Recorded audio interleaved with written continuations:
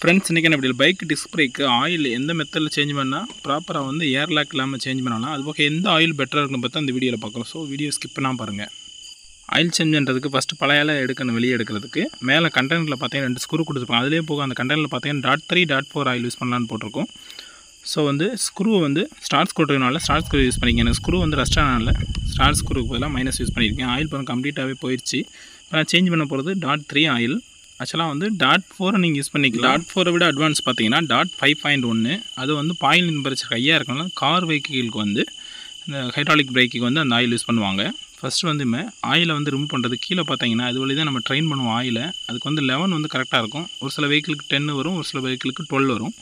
இந்த மேலே இருக்க அந்த கவரை ரிமூவ் பண்ணிவிட்டு இதை வந்து இப்படி இந்த மாதிரி சின்ன ஓசை வந்து இந்த மாதிரி உள்ளே கூடி விட்டுட்டு கனெக்ட் பண்ணிங்கன்னா ஆயில் வெளியே வராமல் இந்த ஓசைக்குள்ளே கூடி வரும். இல்லைன்னா அது எல்லாத்துலேயும் படுற மாதிரி இருக்கும். ஸோ வந்து ரிமூவ் பண்ணும்போது ஃபுல்லாக லூஸ் பண்ணணும்னு அவசியம் இல்லை. சும்மா ஒரு 2-3 த்ரெட்டு லூஸ் பண்ணி விட்டிங்கன்னா ஆயில் உடனே வராது. ஸோ வந்து கீழே அந்த ஆயில் வேஸ்ட் ஆகாமல் அந்த வேஸ்ட் கேனில் பிடிச்சிக்கிறோம்.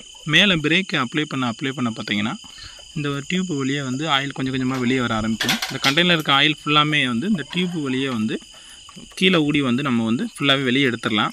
ஆல்மோஸ்ட் வந்து வெளியே வந்துடும். அப்படி வெளியே வராத ஆயில் என்ன செய்யலாம்னா இந்த வேஸ்ட்டு சிரிஞ்சி ஒரு 20 ml சிரிஞ்சியை வச்சு கொஞ்சம் சக் பண்ணி உறிஞ்சி இருக்க வேஸ்ட் கேனில் ரிங்ஸ் பண்ணர் யூஸ் பண்ணி ரிமூவ் பண்ணும்போது பார்த்தீங்கன்னா இந்த ஆயில் சேஞ்ச் பண்ணுறது எத்தனாயிரம் கிலோமீட்டர் சேஞ்ச் பண்ணலாம்னா 20லேருந்து 30 மாதம் 20,000 கிலோமீட்டர் குறுக்கா சேஞ்ச் பண்ணுங்கள். இல்லைன்னா 2 years ஒன்ஸ் வந்து சேஞ்ச் பண்ணிக்கங்க. ஓவரால் ஒவ்வொரு மெத்தடில் வந்து சேஞ்ச் பண்ணுறாங்க. ஸோ ஆயில் சேஞ்ச் பண்ணுறது 2 years ஒன்ஸ் இல்லைன்னா 20,000 கிலோமீட்டர் ஒன்ஸ் வந்து சேஞ்ச் பண்ணிக்கோங்க. டியூப்பில் இருக்க பாட்டம் போல்ட்டை வந்து 12 ரிங்ஸ் பண்ண யூஸ் ரிமூவ் பண்ணிவிட்டு அதை ஆயிலை கலெக்ட் பண்ணிவிட்டு அது போல்ட்டை ரிமூவ் பண்ணும்போது பார்த்தீங்கன்னா 2 வாசர் இருக்கும். உள்பக்கம் ஒரு வாசர், வெளிப்பக்கம் இருக்கும் ஒரு வாசர் இருக்கும். ஸோ ரிமூவ் பண்ணும்போது 2 வாசரை கவனமாக ரிமூவ் பண்ணிடுங்க.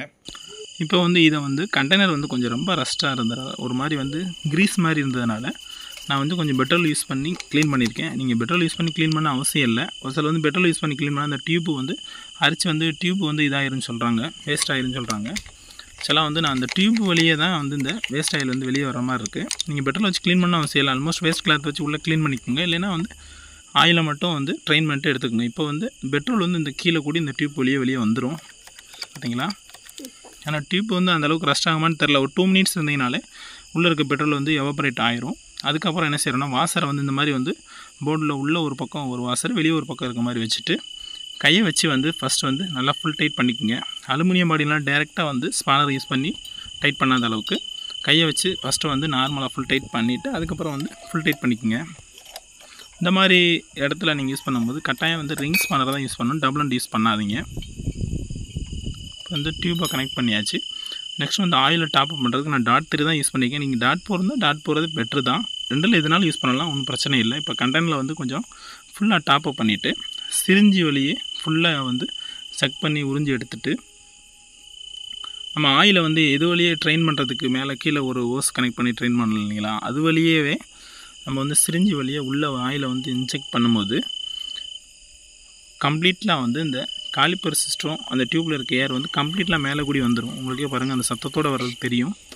பாருங்கள் கம்ப்ளீட்டாகவே வெளியே வந்துடும். இந்த மாதிரி வந்து நல்லா மேலே கொஞ்சம் ஆயில் வர்ற அளவுக்கு வச்சுட்டு இது வழியே டாப்அப் பண்ணுறது வந்து கொஞ்சம் பெஸ்ட் மெத்தடாக இருக்கும்.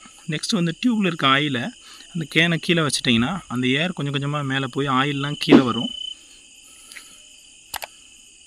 வந்துருச்சுன்னா இந்த டியூப்பில் இருக்க ஆயிலையும் நம்ம வந்து சிம்பிளாக வந்து ஈஸியான மெத்தடில் ரிமூவ் பண்ணிடலாம். அந்த லெவல் டியூப் மாதிரி தான். அந்த ஏர் வந்து ஆட்டோமேட்டிக்காக மேலே வந்ததுனால கொஞ்சம் டியூப்பை இழுத்து பிடிச்சிட்டிங்கன்னா ஏர் கம்ப்ளீட்டாக மேலே வந்துடும். அதுக்கப்புறம் டியூப்பை ரிலீஸ் பண்ணும்போது அந்த டியூப்பில் இருக்க ஆயிலெலாம் வந்து அந்த கேனில் வந்து கரெக்ட் ஆகிரும். நெக்ஸ்ட்டு வந்து நம்ம 2 முறை லூஸ் பண்ணியிருந்தீங்களா அதை வந்து ஃபுல் டைட் பண்ணிவிட்டு காட்டன் கிளாத் எதாவது இருந்தால் ஒரு கிளாத்தை வச்சு நல்லா கொஞ்சம் க்ளீன் பண்ணிக்கங்க. ஏன்னா ஆயில் பட்டால் பெயிண்ட் போயிருன்றாங்க. அது என்னன்றது எந்தளவுக்கு உண்மையும் தெரியல. இருந்தாலும் க்ளீன் பண்ணிவிட்டு அதில் மினிமம் கொடுத்துருப்பாங்க, அதை விட வந்து மேலே இருக்க மாதிரி வந்து டாப்அப் பண்ணிக்கோங்க. அதுக்காண்டி ஃபுல்லாக டாப் பண்ணிக்கங்க. அதை டாப்அப் பண்ணும்போது சென்டர் ஸ்டாண்டு போட்டு டாப் பண்ணிங்கன்னா தான் கரெக்டான லெவல் தெரியும். இந்த அளவு இருந்தாலே நமக்கு போதும். நமக்கு வந்து ஸ்க்ரூ வந்து ரஸ்ட் ஆகி போனதுனால புது ஸ்க்ரூ வாங்கியாச்சு. புது ஸ்க்ரூனால் நல்லா வந்து டைட் பண்ணும்போது ஸ்டார்ட் ஸ்க்ரூ யூஸ் பண்ணி டைட் பண்ணுங்கள். என்கிட்ட ஸ்டார்ட் ஸ்க்ரூ இல்லைனால நான் மைனஸ் யூஸ் பண்ணி டைட் பண்ணியிருக்கேன். ஸோ நம்ம சேனலை பார்க்குறவங்கள புதுசாக பார்க்குறீங்கன்னா கொஞ்சம் சப்ஸ்கிரைப் பண்ணி சப்போர்ட் பண்ணுங்கள். வீடியோ எந்த அளவுக்கு பயனுள்ள இருந்துச்சுன்றதை கமெண்ட்டில் கட்டாயம் வந்து சொல்லிட்டு போங்க. அப்போ தான் அடுத்த வீடியோ போக இன்ட்ரெஸ்ட்டாக இருக்கும். ஃபைனலாக வந்து க்ரீஸ் அப்ளை பண்ணினா மழை காலங்களுக்கு கொஞ்சம் ரஸ்ட் ஆகாமல் இருக்கும். வீடியோ செலக்ட் பண்ணிங்க. தேங்க்யூ.